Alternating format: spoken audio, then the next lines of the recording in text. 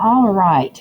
So during our Tiger Time this morning, we are going to finish up the lesson from Wednesday. I feel like it's been forever ago, but we are going to finish up the lesson from Wednesday. So we left off on the second, I think it's the second build understanding. Yes, on page 187. So make sure you're on page 187. I did finish this with my second group because I had them longer than I had you guys on Wednesday because of the code gap testing. But it is all good. So we are going to pick up where we left off.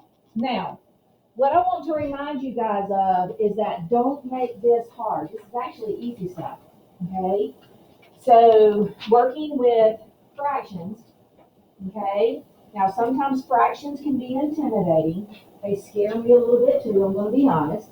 But they're numbers, just like whole numbers are, okay? So we're going to pick up at number 2.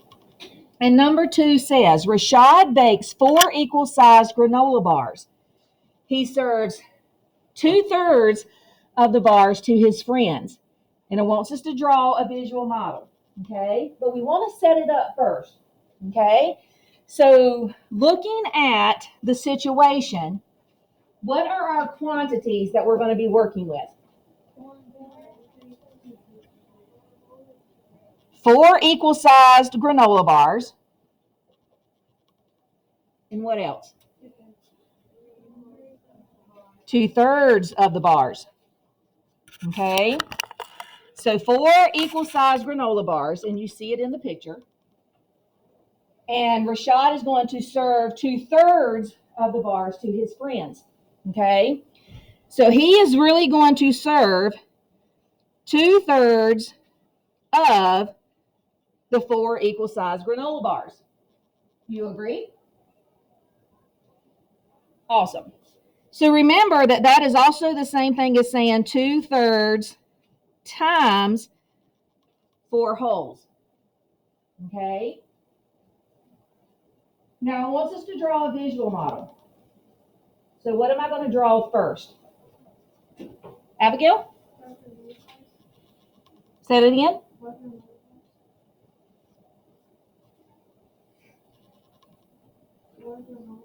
4 granola bars. That's what I thought you said. So we're going to draw like 4 rectangles. Okay? So 1, 2, 3, 4. 4 granola bars. Then what are we going to do with these granola bars? Bryson? And why are we splitting them into thirds?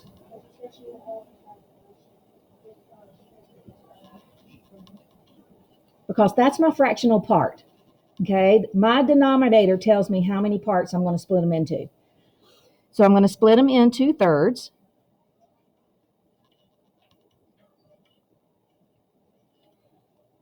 So I've got my 4 granola bars. I split them into thirds because my fractional parts is in thirds.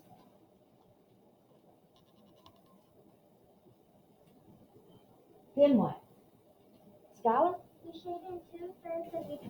We shade in 2/3 of each granola bar.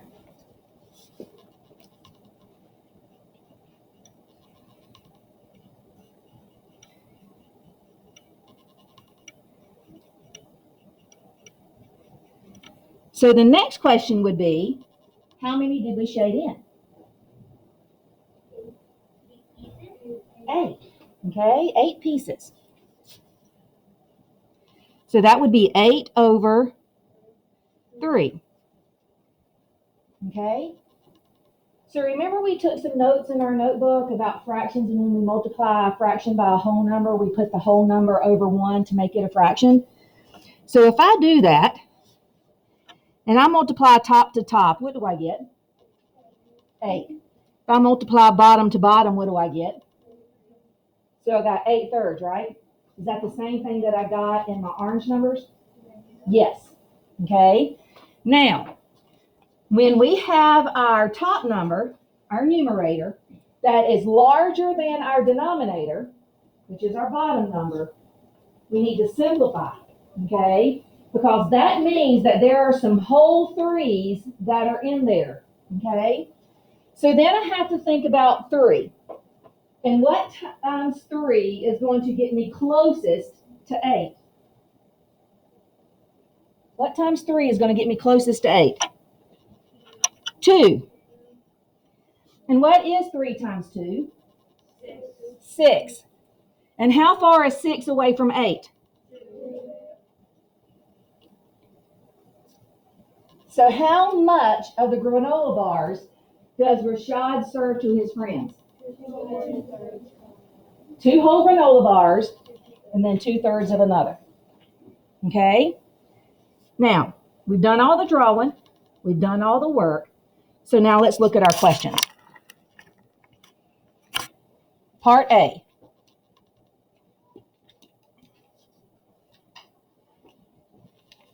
How did you make equal-sized parts from 4 holes? Okay? So we're just going to write into words what we did. I drew 4 rectangles and divided each one into 3 equal parts.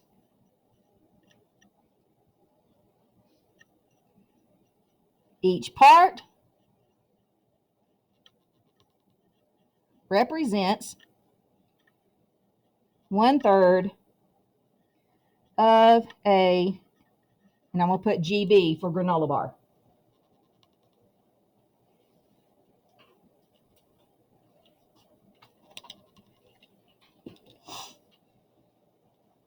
So what does the 2 in the fraction 2/3 represent?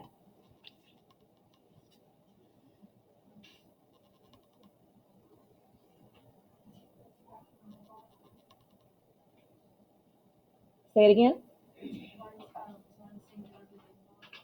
Okay.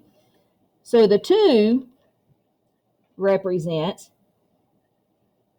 how many equal sized, or how many, of the 3 equal sized parts are served. So out of 1 whole granola bar, 2 parts of that granola bar is going to be served.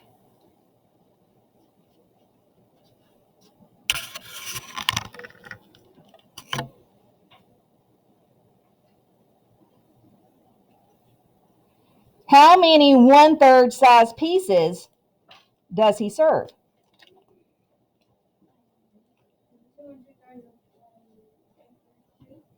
No, the question is asking how many 1/3 sized pieces does he serve? 8, because how many did we shade in? 8/3 is what we shaded in. So 8, and I'm actually going to take that away and do the number 8. The word 8 1/3 sized pieces.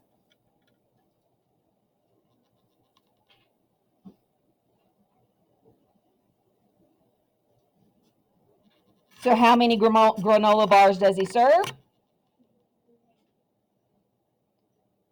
8/3, because that's the answer we got. Okay. You could also say 2 2/3. And then it asks us to write a multiplication equation. We already have it because we have it up top. So you would have 2/3 times 4 equals 8/3.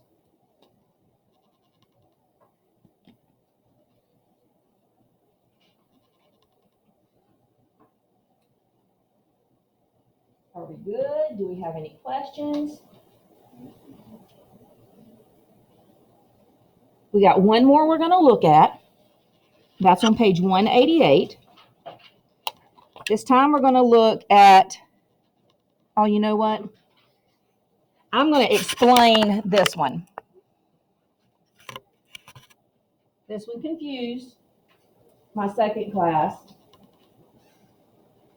So what we have in 3 is we have Isa, or Isa, however you want to pronounce it, potato, has 2 boxes of pizza, and each box has 5/5 of a pizza left.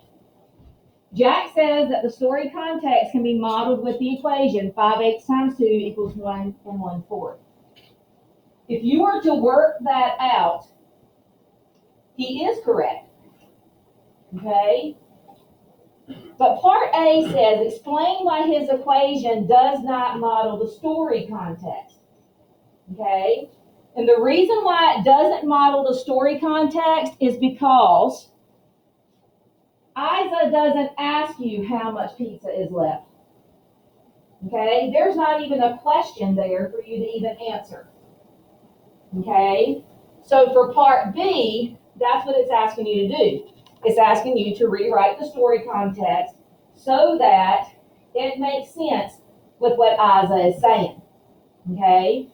So all we would say is, and you don't have to write anything down for this because it's not really showing you anything, but all we would write down would be, instead of the way that Isa has it written, it would say something like this.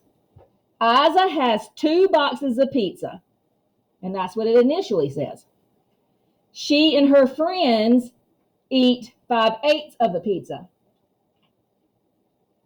They eat 1/4 pizzas in all. So if the question was, how much did they eat in all? Then yes, the equation that Jack says is correct. Okay? Otherwise, it's not. Okay? So here's the thing. You will not be asked on the check-in or a EOG to rewrite a story problem. Okay? Now, it might ask you about situations, and like which situation matches this equation. Okay? But it's never going to ask you to actually write one.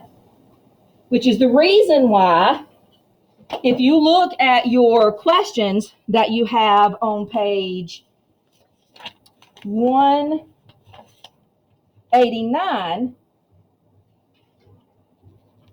that's what number 7 is asking you to do. Okay? So just like with my other class, you're not going to do number 7.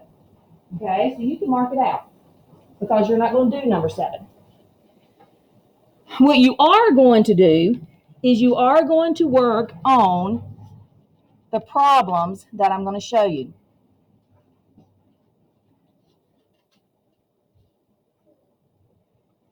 So on